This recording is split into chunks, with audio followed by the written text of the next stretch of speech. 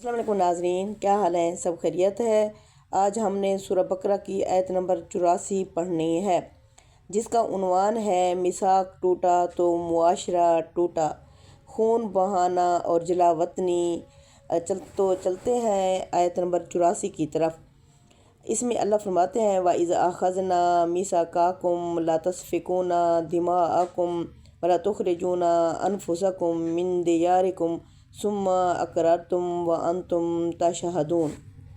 اور یاد کرو جب ہم نے تم سے عہد لیا کہ آپس میں خون نہ بہاؤ گے اور اپنے لوگوں کو اپنی بستیوں سے نہ نکالو گے، پھر تم نے اقرار کیا اور تم اس کے گواہ ہو۔ اس کے مخاطب کون ہیں؟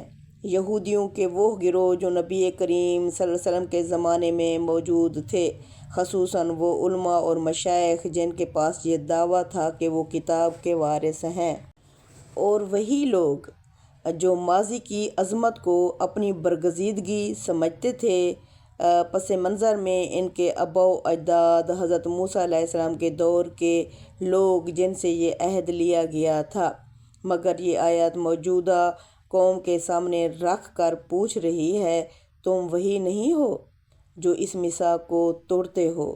آیت کا جو مرکزی نقطہ نکلتا ہے وہ یہ ہے، یہ آیت دراصل یہ سوال کر رہی ہے، اگر تم واقعی شریعت کے حامل ہو تو تم اپنے اندرونی سماجی قوانین کیوں توڑ رہے ہو؟ اور اس کا جواب ہے، تم نے وہی کیا جو شریعت کی خلاف ورزی ہے، جیسے خون بہایا، اپنوں کو گھروں سے نکالا، اور پھر اس ظلم کے باوجود اپنے مفاد کے لیے کچھ لوگوں کو معاف کر دیا۔ اس کا جو تاریخی پس منظر ہے وہ یہ ہے، یعنی اوس اور خزرج یہودی قبائل۔ یہ وہ دور تھا جب مدینہ میں دو بڑے عرب قبائل تھے، اوس اور خزرج، اور ان کے درمیان پہلے اتحاد اور بعد میں جنگ ہوئی۔ مدینہ میں یہودی قبائل بھی موجود تھے، جیسے بنو قینقاع، بنی نضیر، بنی قریظہ۔ ان قبائل نے عربوں کے ساتھ معاہدے کیے اور ایک دوسرے کے ساتھ حلیفانہ تعلقات قائم رکھے، جن کے اندر وعدے، دعوے، حلف اٹھائے جاتے ہیں۔ یہاں آیت کی گہرائی بیان کی جا رہی ہے۔ یہود نے صرف یہ نہیں کہا کہ ہم کتاب کے حامل ہیں، بلکہ وہ اپنی سیاسی طاقت اور قبائلی مفادات کے لیے یہ عہد بھی توڑتے رہے۔ خون بہانا، جیسے یہود کے اندر یہ معاشرتی قانون تھا، اگر کسی نے ان کے ساتھ دشمنی کی یا ان کے مفاد میں چوٹ کی تو وہ قتل بھی کر دیتے تھے۔ اللہ نے انہیں یہ یاد دلایا کہ یہ تو شریعت کی روح کے خلاف ہے جو کام تم کر رہے ہو۔ پھر دوسرے نمبر پر ہے اپنوں کو گھروں سے نکالنا۔ یہ وہی عمل ہے جسے ہم آج جلا وطنی کہتے ہیں۔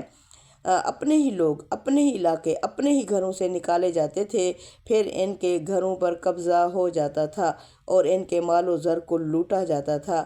یہ وہ ظلم ہے جو قومی قبائلی منافقت کی علامت ہے۔ نمبر 3، پھر تم میں سے ایک گروہ انہیں پھر بھی آزاد کر دیتا تھا۔ یہ بھی آیت کا اہم نقطہ ہے۔ جب ان قیدیوں کو مفاد کے وقت یا اپنے مفاد کے لیے ضرورت ہوتی تو انہیں فدیہ دے کر آزاد کر دیتے تھے، یعنی کتاب کے کچھ حصے قبول اور کچھ کو چھوڑ دیا۔ اور جب مفاد ہو تو شریعت کو یاد کرو۔ یہ انتخابی ایمان ہے جو قرآن واضح طور پر رد کرتا ہے۔ اس کا جو مرکزی نقطہ نکلتا ہے وہ یہ ہے کہ اگر شریعت کی بنیاد یہی ہے کہ خون نہ بہو، جلا وطنی نہ کرو اور حقوق کا احترام کرو، تو پھر یہودیوں کی برگزیدگی کا دعویٰ صرف کتاب کے پاس ہونے سے نہیں بلکہ ان کی اخلاقی پاسداری سے ثابت ہوتا ہے۔ اور چونکہ انہوں نے یہ میثاق توڑا تو اللہ ان کے دعوے کو بھی رد کر دیتا ہے۔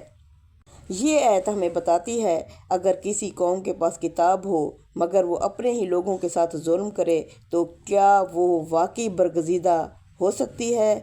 سوچئے گا ضرور۔ السلام علیکم ورحمۃ اللہ وبرکاتہ۔